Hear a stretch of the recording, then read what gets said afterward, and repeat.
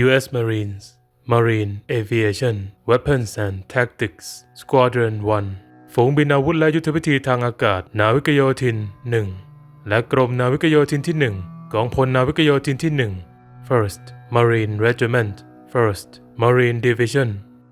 ดำเนินการยิงกระสุนจริงสนามซ้อมรบในระหว่างการฝึกซ้อมขั้นสุดท้าย Final Exercise เป็นส่วนหนึ่งของหลักสูตรผู้ฝึกปฏิบัติยุทธวิธีและอาวุธ WTI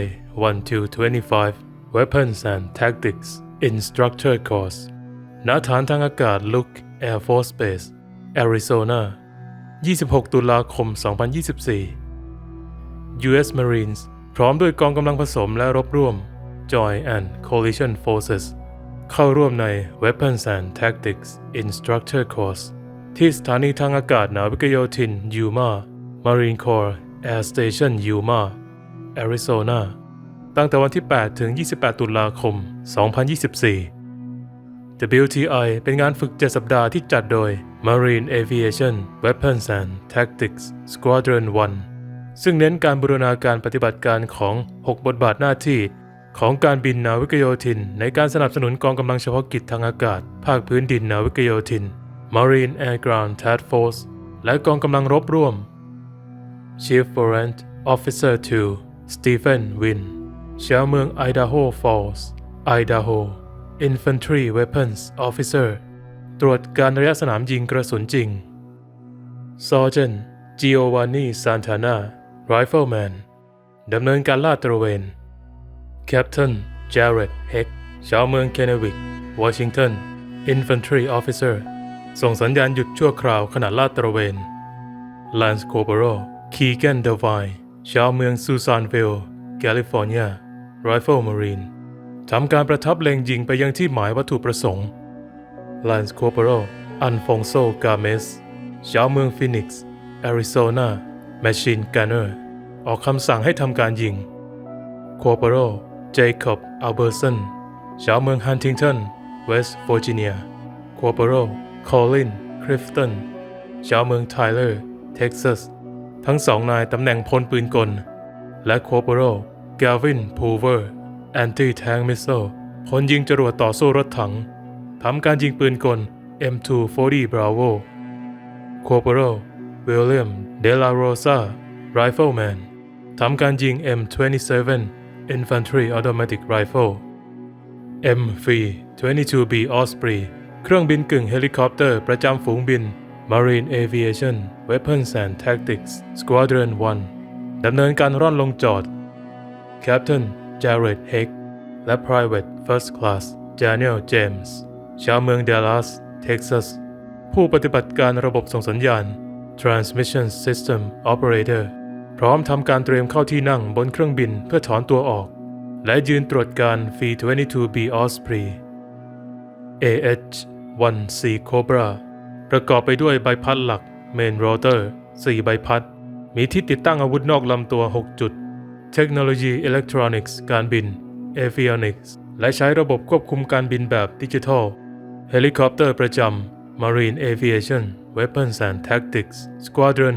1 ทำการปล่อยแฟร์เพื่อป้องกันตนเองจากอาวุธปล่อยนำวิถีพื้นสู่อากาศติดตามความร้อนป้องกันจรวดนำวิถีโดยใช้ความร้อนเพื่อหลอกระบบนำทางความร้อนของจรวดมิสไซล์นาวิกโยธินสหรัฐกองพันที่ 1 U.S. Marines First Battalion First Marine Regiment First Marine Division ดำเนินการขึ้นเครื่องบิน V-22B Osprey V-22B ทำการบินขึ้น First Battalion First Marines 1/1 เป็นกองพันทหารราบในทัพนาวิกโยธินสหรัฐมีฐานที่ตั้งอยู่ที่แคมป์เพนโดตันแคลิฟอร์เนีย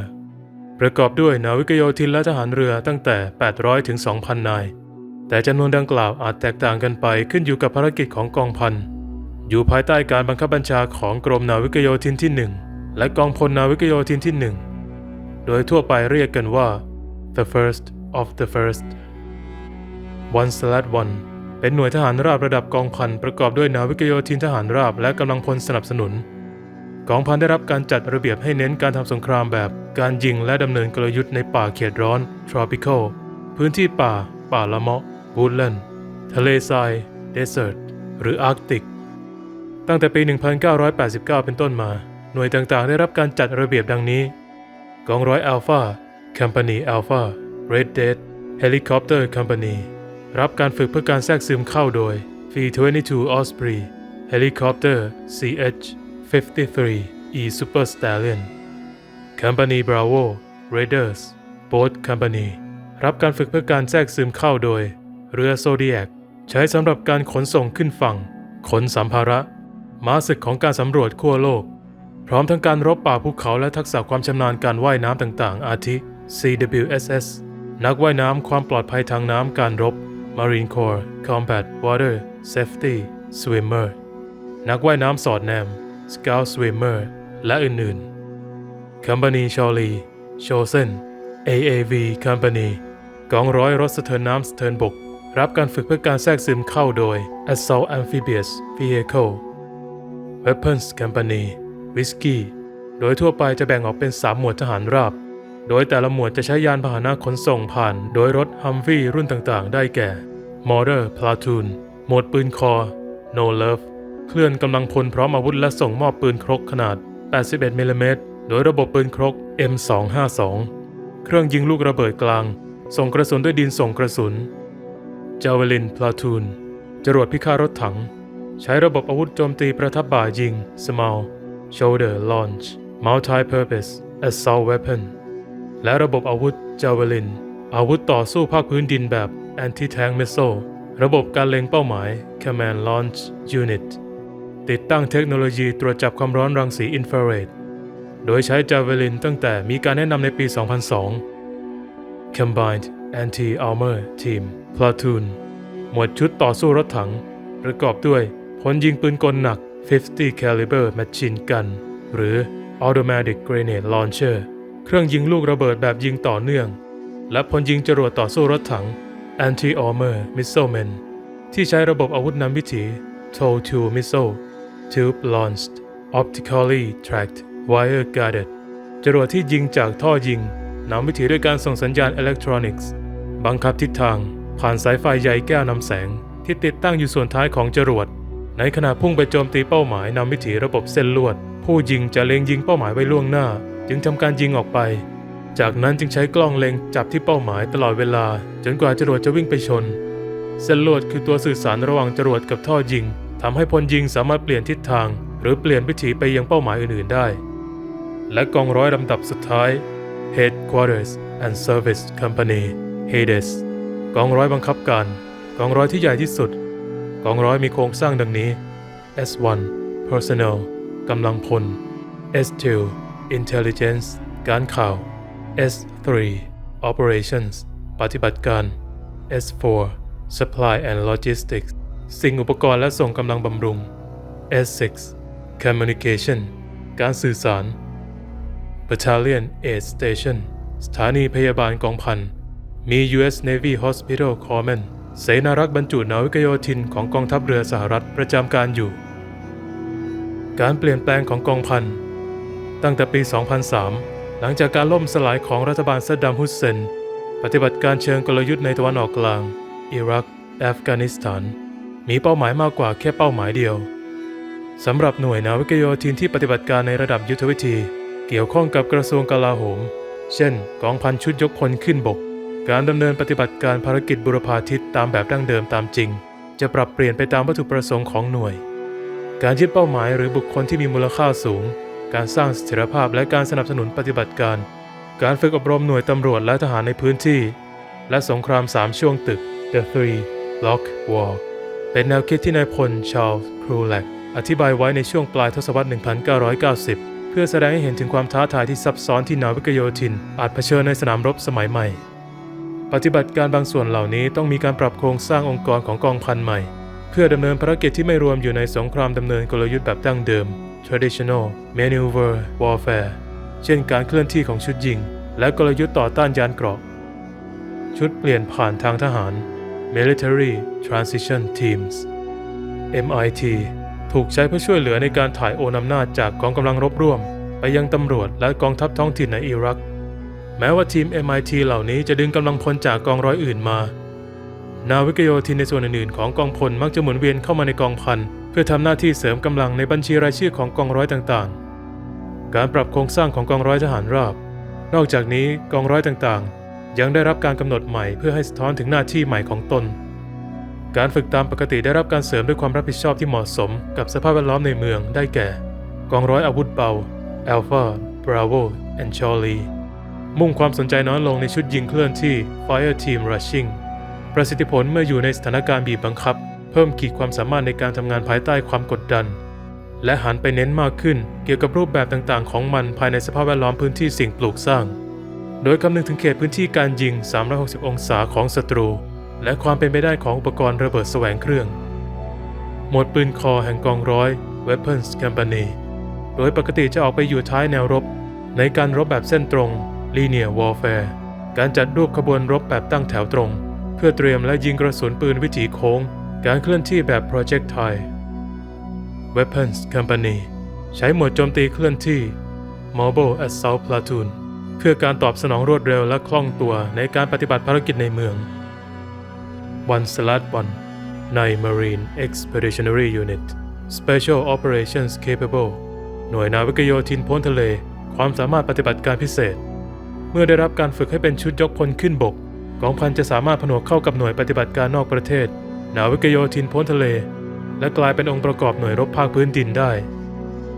การระบุแต่งตั้งของกรอบหน้าที่นี้ทำให้กองพันมีบทบาทที่กว้างขึ้นมากในการทำงานร่วมกับกองทัพเรือรวมถึงปฏิบัติการอพยพพลเรือนผู้ที่ไม่ได้เกี่ยวข้องกับการสู้รบ NEO Non-Combatant Evacuation Operations ปฏิบัติการช่วยเหลือด้านมนุษยธรรม Humanitarian Assistance Operations และการขนส่งกำลังจากเรือสู่ชายฝั่งทางอากาศและทางทะเล U.S. Marine Corps Video by Corporal Maurian Moore Edited by Wanali Hunter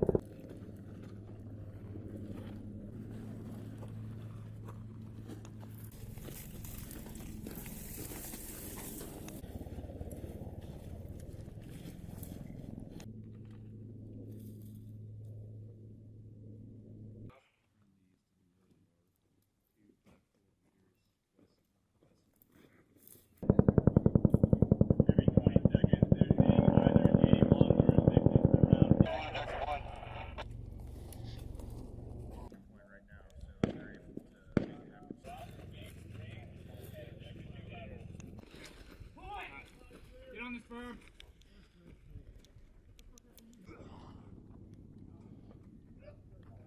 Nice, CRP2, you can shoot CRP1. Hey, you're still going down, you need to go higher. Pressure. You know how to fix it? Yeah.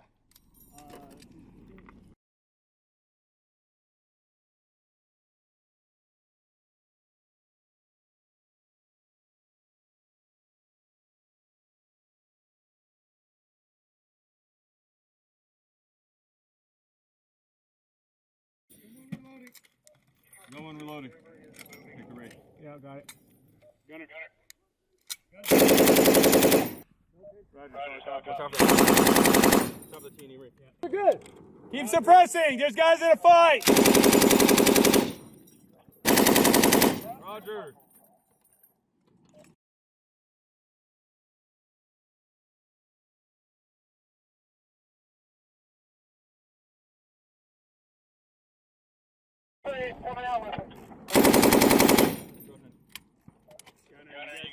Up 10. Take No. it out. You're up 10. Y'all won't.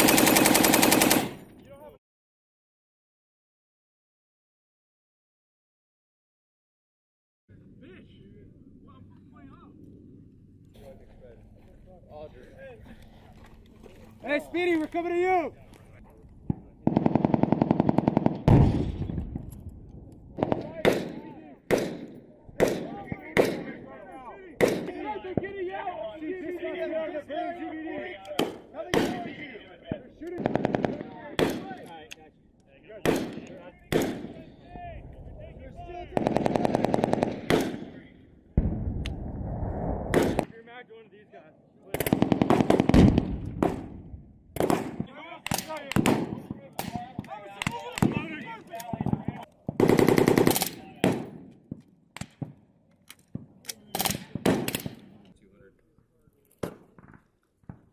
Let me give them the round.